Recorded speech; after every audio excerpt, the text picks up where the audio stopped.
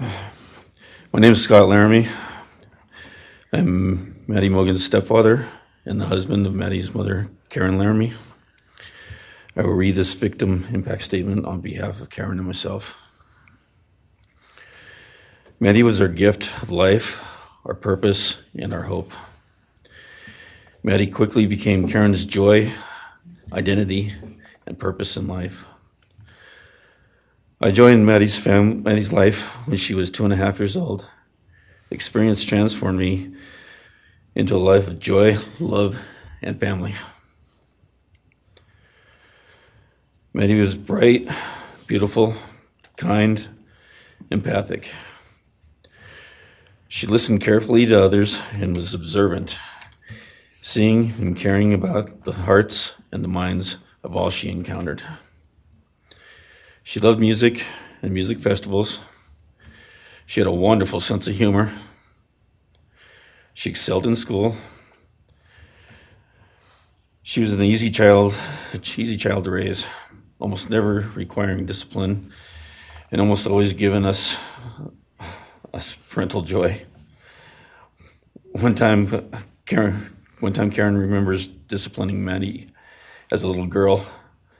Maddie responded, "You broke my heart," which of course melted ours. She had a keen wit, even at that young age. As she transitioned into teenage years, she prioritized us and extended family over many of the distractions that capture teenagers. She showered us with her presence and love at family events, barbecues, picnics, birthdays, holidays, and others. She spent countless hours with her papa, her Uncle David, Aunt Nadine, and her other close family and friends.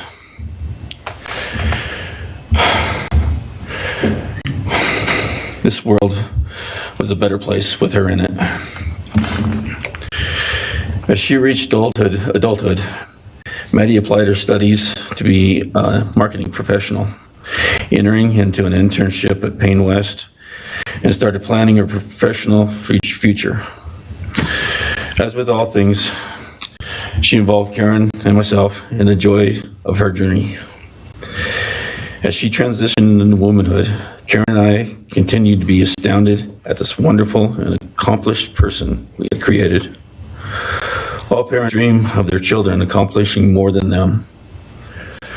We realized this dream, all we had not become, she was becoming. Karen and I are ordinary people, but we lived extraordinary lives because we had Maddie. Maddie was taken senselessly and brutally in a sudden act of evil. She was taken along with the young, promising, and bright lives of Kaylee, Zana, and Ethan. First, we felt disbelief.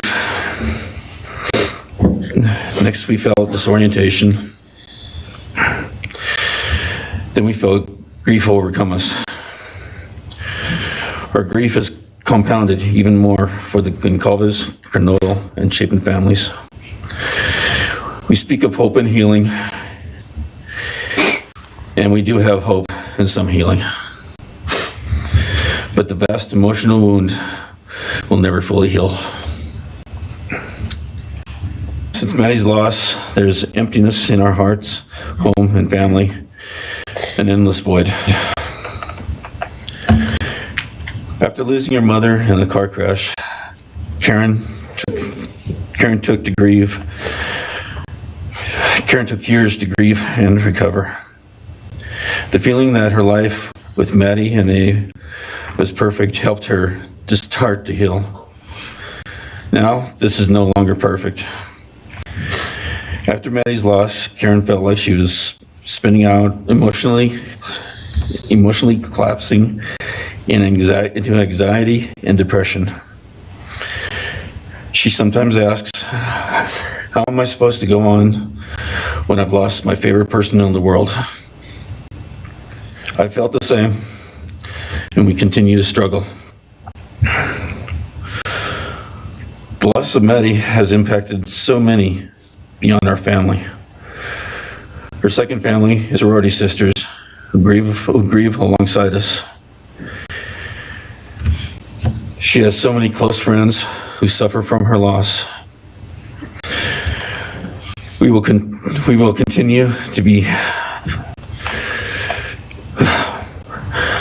Her loss will continue to be felt by the Vandal community, including Vandal Solutions on campus, where she volunteered her time for others.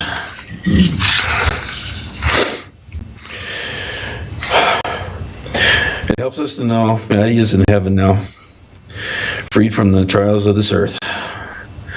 We, however, continue to live on without the grace and support of her presence. We will grow old without our only child, our bright, beautiful friend and daughter. In the end, there are no words that can accurately capture the devastation of losing Maddie. We will endure, and we will go on. For Maddie, we will not let our grief consume us. For Maddie, we will continue to love and care for our family and friends, including Lee, Santa, and Ethan. We will remain united with them.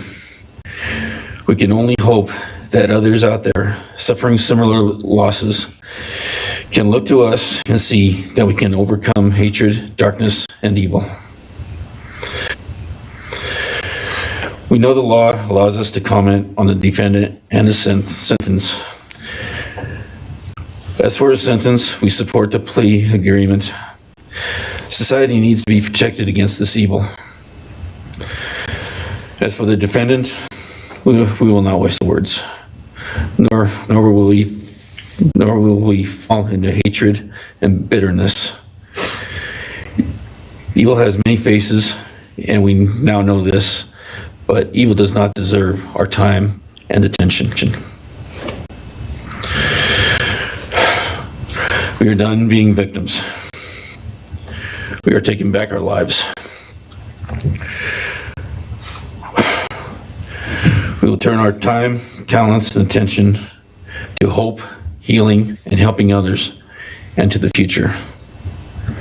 We invite all those who have suffered with us on this to join us in our journey. We can make this world a better place.